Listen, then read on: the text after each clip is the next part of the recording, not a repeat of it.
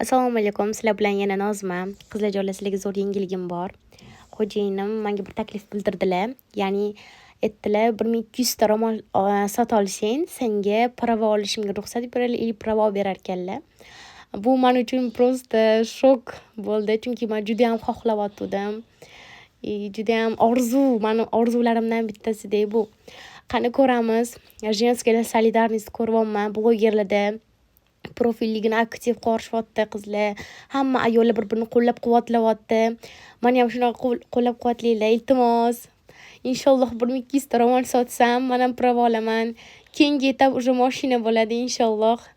Yaxshi niyatda. Qizlarjonlar, agar aktiv bo'lsanglar, mana shunaqa ro'mollarim ko'p sotilib tursa, inshaalloh tezda prava olaman. Sizlar meni qo'llab-quvvatlashda davom etinglar.